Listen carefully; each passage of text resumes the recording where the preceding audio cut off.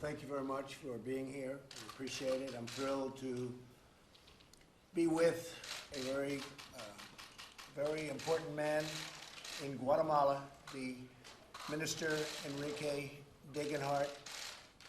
We are doing a very important signing. It's a historic asylum or safe third agreement between our two countries. It's a very important event.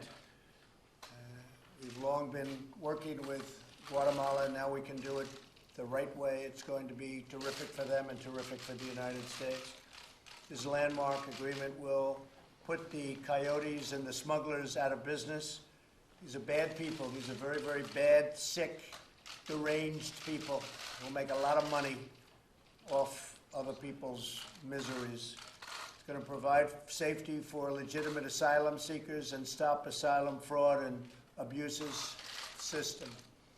Is also transformative in the step it will take and the many, many, many steps it will take towards security, safety for Guatemala, and signifies the incredible bright future for their country. This agreement will usher in a new era of investment and growth for their nation and sets the stage for cooperation between our countries and expanding access to the H-2A visa, which is your agricultural workers and farm workers. We're going to have them coming into our country in a easier fashion than even before. It's very important for our business, for our farms, for our ranches, and we are going to make that a very, very much easier, less cumbersome program, and further bilateral investment will take place. But the H-2A is really going to be streamlined, and all of those workers that come in, we want them to continue to come in. As you know, we have a very low rate of unemployment, record-setting. We're at about 3.5, maybe 3.6. I hear it's going down. Probably will, because the country's doing tremendous business. Had another record stock market. Today, we're sending a clear message to human smugglers and traffickers that your day is over, and we're investing in the future of Guatemala.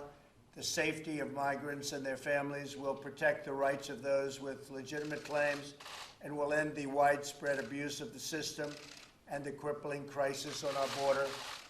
I want to thank Mexico. As you know, Enrique, the Mexican government, the president of Mexico, has now 21,000 troops on our double borders, on their border. By you, they have about 6,000, and on our southern border, they have getting close to 20,000 by itself. It's going to probably be about 26,000 people, totally soldiers, and very good ones. It's had a tremendous impact, really an incredible impact. So, Kevin, if you look at what's happened over the last short period of time, it's really been great. Now, if the Democrats would sign something, it would be a lot easier, but we have to do it around the Democrats because they refuse to want to close up the borders. They want open borders. That means smugglers, it means hijackers, it means drugs, it means crime. It's frankly a disgrace, but with Guatemala, with Mexico, and with other countries that will be signing safe third agreements very shortly, we're doing really well. I want to thank, if I might, Enrique, the president of Guatemala, President Morales. Please give him my regards, and thank you very much. He's a terrific guy. We like him very much, and we've worked together really, really well. So if you two gentlemen would sit down, Kevin and Enrique, and you'll sign. I'll stand right behind you. This way I'll confirm it. Okay.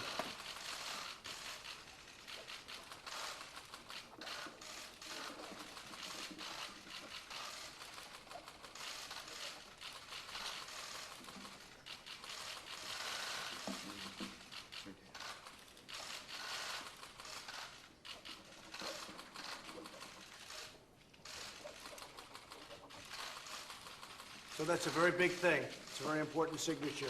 Never been done before. Thank you very much, Enrique. Thank you. Mr. President, Thank you very much. thank you very much, sir. Thank you. Appreciate it. At your service, sir. Same as the president. I will, sir. Thank you very much. Okay. Thank you all very much. Appreciate Mr. it. President, what was the breakthrough that led to this? What was the breakthrough that led to this?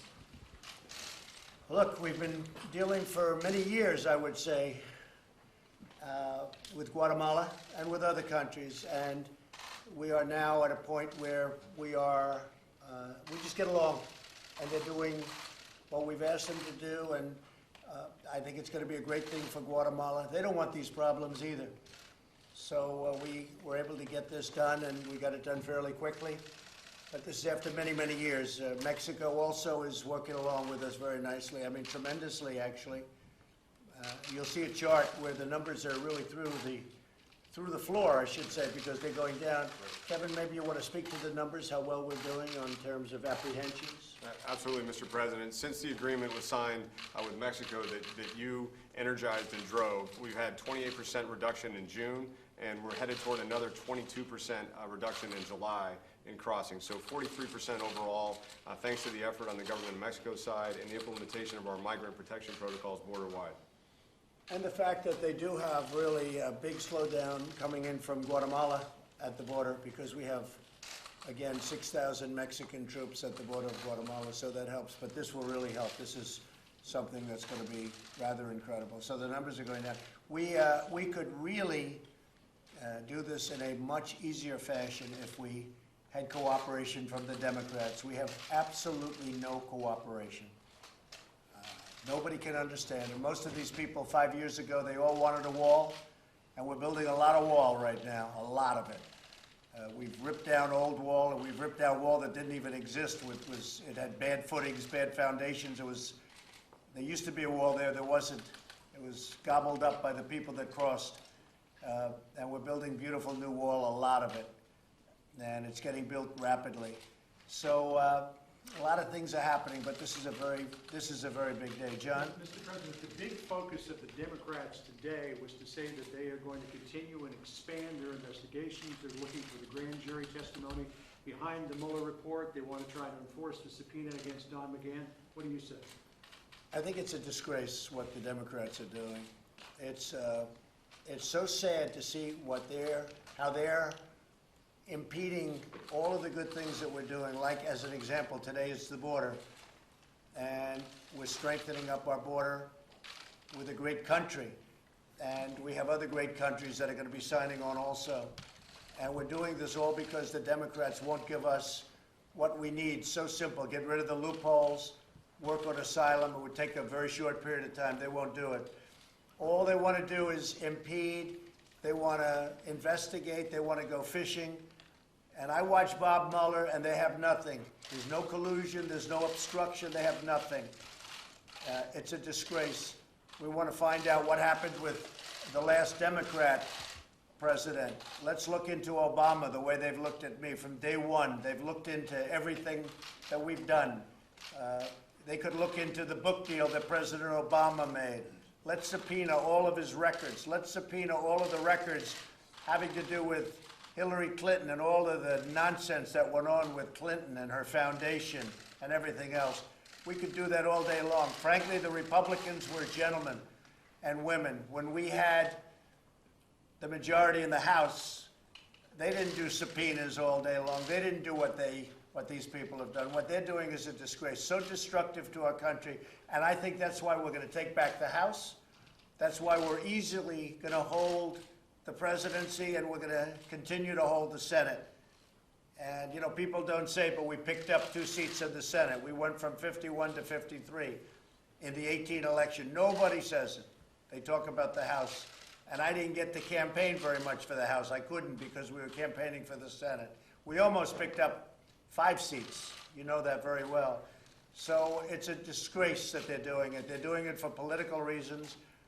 And most of them, many of them are admitting that. It's politics.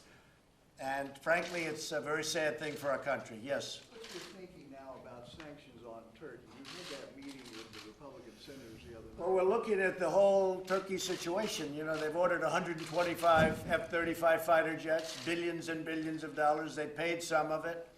The planes are being made. They're easily sold to other nations because they're the greatest fighter jet in the world. And we have a backlog of orders, but it's a tough situation. They're getting the S-400, And our statutes and everything else says you do that, you just can't order this equipment, and generally speaking, you can't order equipment, period.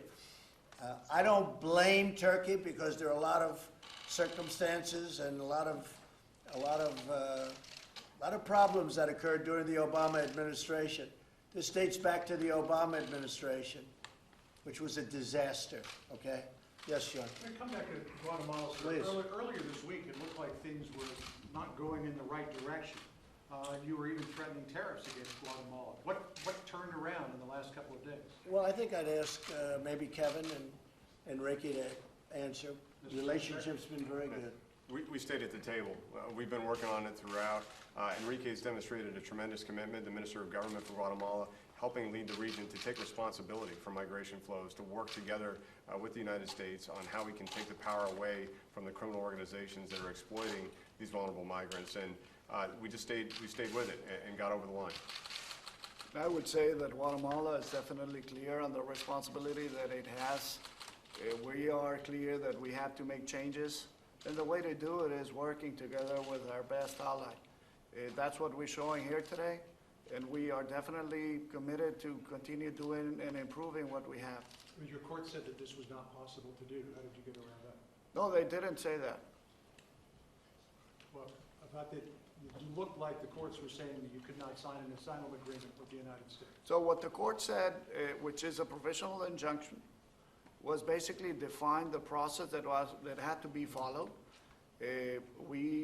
As Secretary McAleenan mentioned a little while ago, define how to do that procedure, and we are going to implement it.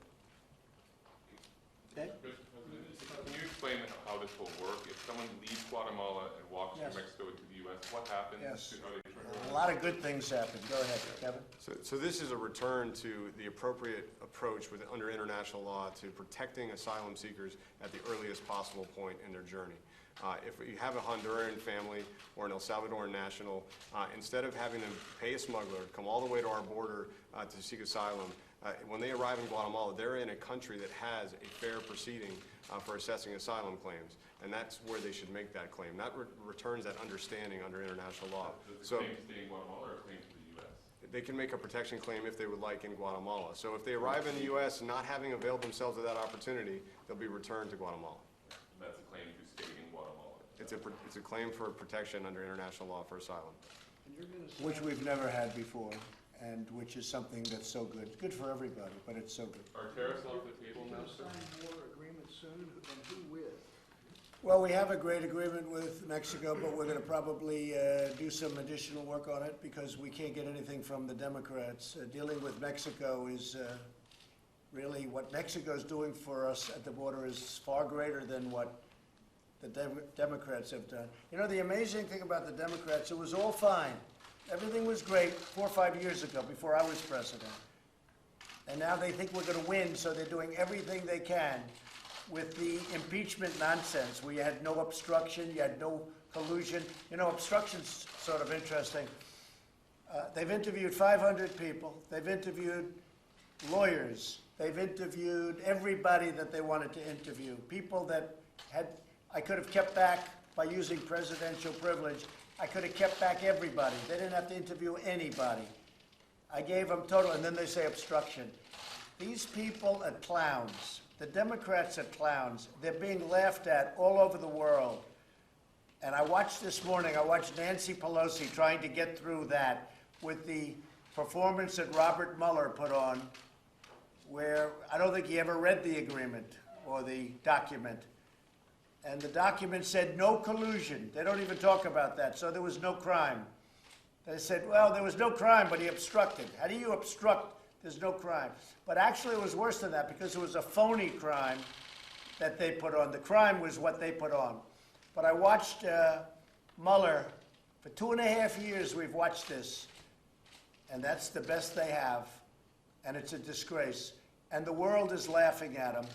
And unfortunately, it's so bad for our country. It's bad in our relationships with other countries, including Russia. There's no reason we shouldn't get along with Russia. There's no reason we shouldn't get along with other countries. And one of the things that's nice about Guatemala is, we've never had a better relationship. Right now, they've agreed to do something that's very good for the United States. And we're going to work with them also. It's going to be a partnership. And it's happening with Mexico, too. We never had any kind of cooperation with Mexico, ever, until this president, frankly, and my presidency, where you have maybe 21,000, could be 26,000 soldiers. And it's so good for Mexico because they're getting rid of the cartels, which everybody knows they've been running big portions of Mexico, and the coyotes and all of these terrible people. Mexico's done a great job for their people. The president has done a great job for his people. And President Morales has done a great job by doing this, because now he has a friend in the United States instead of an enemy of the United States. Yes, John. Mr. President, are you going to slap tariffs on French wine? I might. So France put on a tax on our companies, you know that, and wrong thing to do. They should not have done it. So I may do that. I've always liked American wines better than French wines, even though I don't drink wine. I just like the way they look, okay? But the American wines are great. American wines are great, and they didn't do the right thing. When they start taxing our companies, we tax our companies. They don't tax our companies. So France did that. I told him, I said, don't do it, because if you do it, I'm going to tax your wine, tariff or tax, quarter, whatever you want. So yeah, we're working on that right now. You were critical of Macron. You were critical of Macron's decision to do this. How is that relationship between you and Good. Macron? I just spoke to him. You used to be. No, I just spoke to him. I have a good relationship with President Macron, but they shouldn't have done this. They used to take an advantage of the United States, but not with me as president. Look, I look at deals that were done with other presidents in this country, and it's a disgrace that our country's allowed this to happen. Where China, for years and years and years, was making from $300 billion to $507 billion a year, okay? Now we're taking in billions of dollars from China, and it's all turning around. So Whether a deal is made, you know, they're going next week, they have more meetings, meeting after meeting. I don't think personally China would sign a deal. If I had a 2% chance of losing the election, I think China would probably say, let's wait. Let's wait. Maybe Trump will lose and we can deal with another dope or another stiff, like the people that allowed these deals to happen, this horrible thing to happen to our country. Because what's happened to our country, the money that China has taken out of the United States has rebuilt China. And I don't blame China. I blame the United States for allowing that to happen. So if I'm President Xi, or if I'm frankly Iran, and Iran wants to make a deal, I can tell you that right now. But if I'm Iran, I'll probably say, man, if I can hold out, I'm going to wait for Sleepy Joe Biden instead of Trump. Because Sleepy Joe, we can make any deal we want with him. He doesn't know what's happening. So what else? Question on the dollars, sir? Back to the tariffs on French wine. When?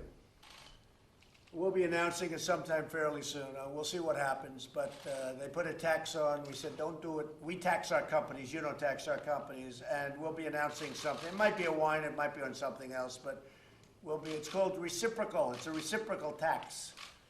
And we'll be announcing that fairly soon, John. Makes sense, John. Do you agree with that? You're a man that enjoys wine. You just won't enjoy French wine anymore. Go ahead, Steve. I will agree that American wines are very, very good. They are great. I think Mnuchin and Lighthizer are going to Shanghai next week for the. They will be going. You don't sound optimistic. No, I'm never, look. I think that China will probably say, let's wait. It's 14, 15 months till the election.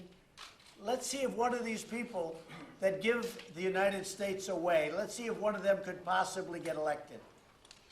And I'll tell you what, when I win, like almost immediately, they're all going to sign deals, and they're going to be phenomenal deals for the country. But, so I don't know that they're going to, I don't know if they're going to make a deal. Maybe they will, maybe they won't. I don't care, because we're taking in tens of billions of dollars worth of tariffs. And the farmers are happy because I gave them $16 billion out of the tariffs and had tremendous, much more than that left over, as you know. Tremendous amount of money left over, like by 3 times. And we haven't even taxed China yet compared to what I could do. So we have tens of billions of dollars rolling in from China. We never had 10 cents coming in. And again, I don't blame President Xi. I blame our past leaders for allowing it to happen for so many years with the World Trade Organization. China was totally flatlined. And when the World Trade Organization came about and China joined the World Trade, they became a rocket ship. Because, you know, it's a very unfair situation that took place at the World Trade Organization, as are many of them. So they're going to go, and we'll talk, we'll see. I don't personally care that much because we're getting billions and billions. Remember this, the people aren't paying for it. Everyone says people pay for it.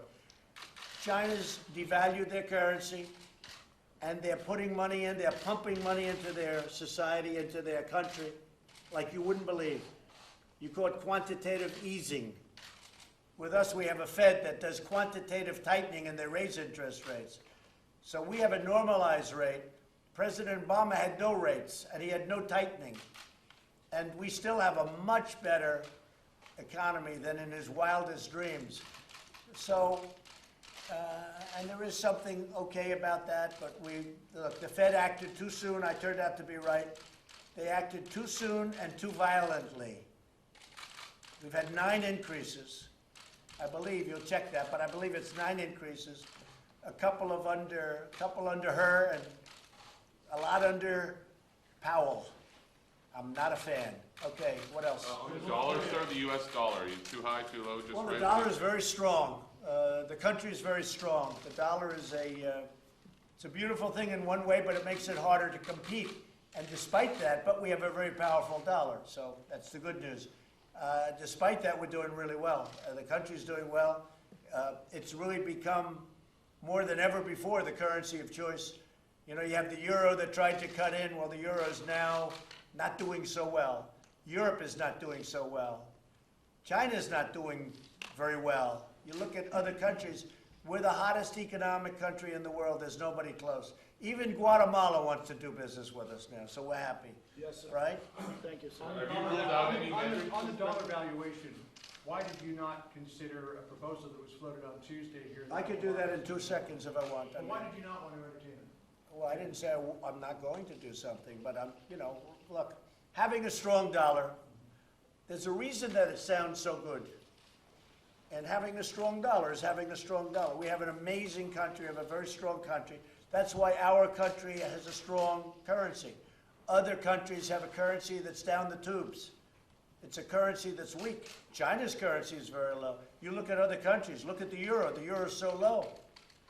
I mean, Germany's paying almost no interest. We're paying 2.1%. We're paying a lot of interest. That's because we have a strong currency. It's a very complicated formula for some people. It's not complicated for me. The Federal Reserve raised the rates too fast and too soon, and they shouldn't have done quantitative tightening, which they did.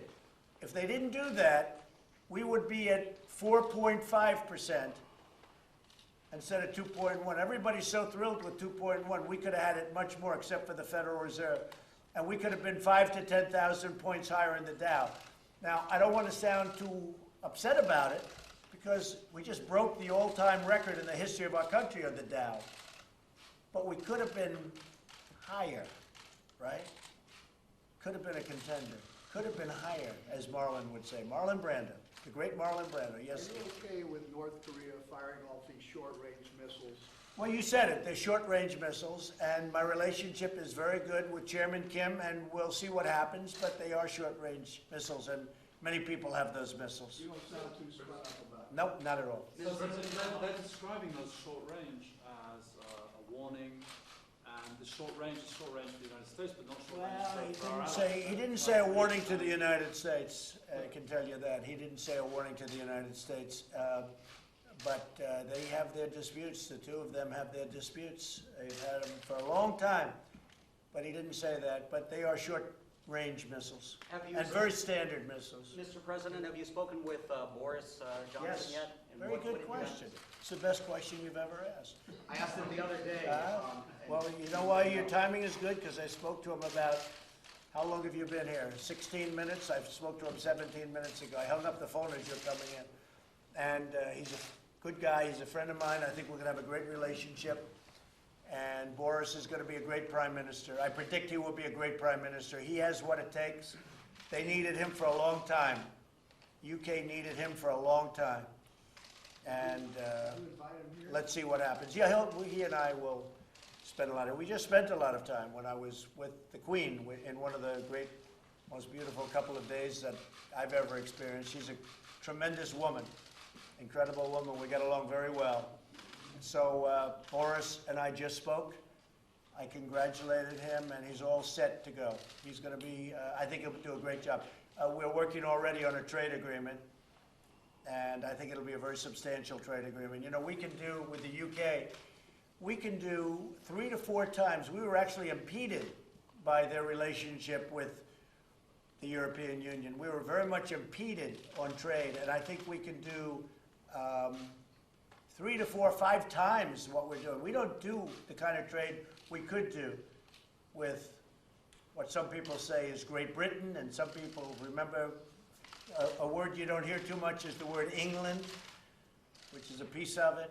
But with the UK, we could do much, much more trade, and we expect to do that, okay? President, Apple, you just warned Apple about tariff. So Apple. Yeah, Apple. And they're saying they don't have a skilled labor in the US. Well, I want Apple to build their plants in the United States. I don't want them to build them in China. So when I heard they're going to build in China, I said, no, it's okay, you can build in China, but when you send your product into the United States, we're going to tariff you. But we'll work it out. A man I have a lot of liking for and respect is Tim Cook, and we'll work it out. I think they're going to announce that they're going to build a plant in Texas. And if they do that, I'm starting to get very happy. Okay? Mr. President, do you expect to get similar agreements like the one signed today with Honduras and El Salvador? And are I you do. working on doing that? I do. I do indeed. Will you get them soon? Pretty soon. I mean, we get quick agreements. So I just want to end up by saying that Guatemala has been really a pleasure to deal with, and we're going to have a great relationship for many years to come. And I'd like you, please, extend my warmest regards to the people of Guatemala. Thank you, Mr. President. Thank you. Very well. Thank you. Thank you. When are you planning Thank for, you. when are you planning for a working vacation in Bedminster? What? Are you planning a working vacation in Bedminster? By the way, Bedminster is not a vacation. I don't go to Manhattan because when I go to Manhattan, I stay at Trump Tower, and I have to close up the whole city of Manhattan. So I go to Bedminster, which is a beautiful place, but it's never a vacation. It's working. Are you planning a trip to Bedminster over an extended period of time? I hope not, because I like working.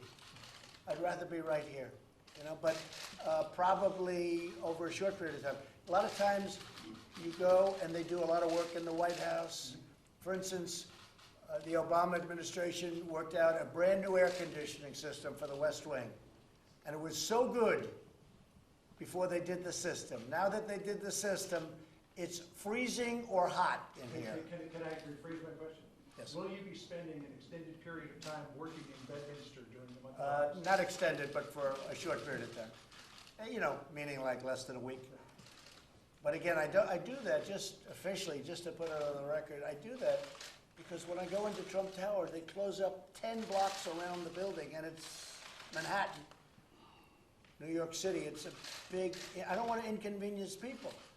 I don't get any credit for that, but that's okay. Whereas Bedminster, everybody, it works out very easily. It's a much easier thing. It's a great place, but I would love to go to Manhattan. I just don't like seeing the city closed up. I've had to suffer living in Manhattan. I've had to suffer gravely as presidents would come in and come out, and the entire city would be shut down.